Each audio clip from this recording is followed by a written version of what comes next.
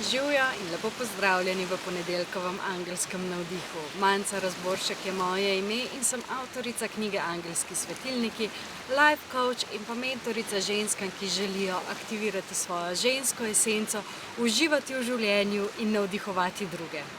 Tokrat bodo angelski navdihi obarvani morsko, z morsko energijo.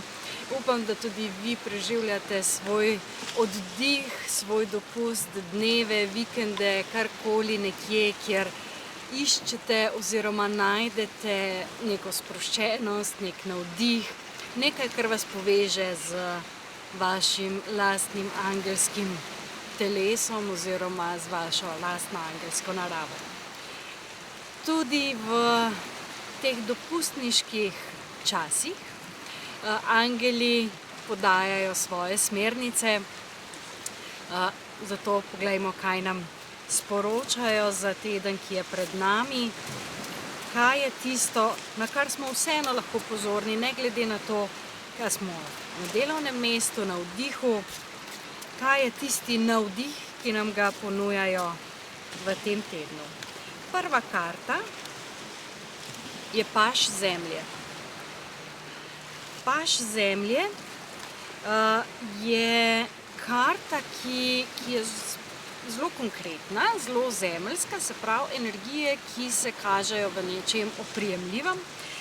Predvsem gre za energije, ki kažejo, da se lahko povežete s tisto svojo notranjo zanesljivostjo, potrpežljivostjo in pa notranjim uspehom. Se pravi, kje je tista vaša notranja energija uspeha, ki se zdaj v tem tednu lahko pokaže tudi navzven. Kar pomeni, da tisto, kar ste nekako vlagali v konkretne stvari, se vam bo zdaj povrnilo. To lahko pomeni dobre novice ali kakšnih denarnih zadevah, o nečem otipljivem, konkretnem. Lahko pa nakazuje tudi novo področje učenja, se pravi nekaj, kar se bo začelo, kjer boste začeli na novo spoznavati stvari.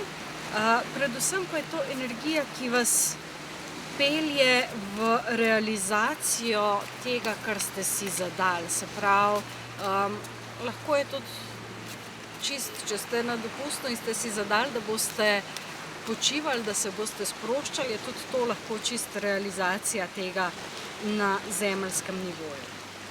Kralj vode je naslednja energija. Se pravi, gre za čustveni nivo, predvsem pa gre za energijo odpiranja srca. Se pravi, kako se vaša energija srca kaže navzven.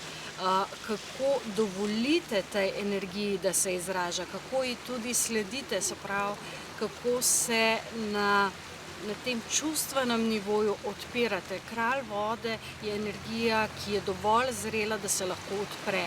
Se pravi, da ste dovolj pretočni, da dopustite, da stvari tečejo in da predvsem da se mi kaže v povezavi s tem pažem zemlje, če stvari ne grejo na čist konkretnem materialnem nivoju, vas kralj vode opozarja, da se ne zaprete.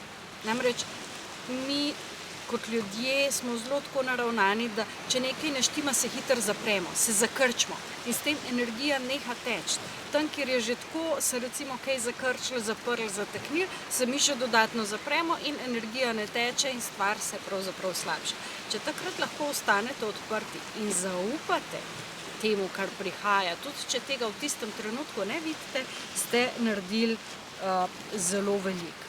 Tako da kralj zemlje nekako vas opozarja, da dajte pustiti energijam, da tečejo in da se ne zapirati, ampak odpirati. In pa še tretja karta, nadangel Mihael in svet.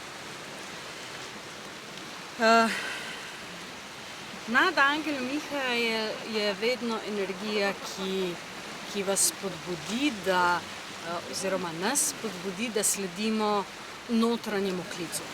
Se pravi, ko se stvari konkretno pokažejo, ko se odpremo, takrat pridejo še bolj intenzivne energije lahko in nas odprejo svetu. Se pravi, nek krog, ki se je zaključil, nekaj, kar se na enem širšem nivoju zaključuje in vas odpira v nek nov portal oziroma predstavlja nek nov portal, ki vas odpira v nek nov svet. Mihael vas na tej poti spremlja, vam ponuja zaščito in vam ponuja tudi spremstvo.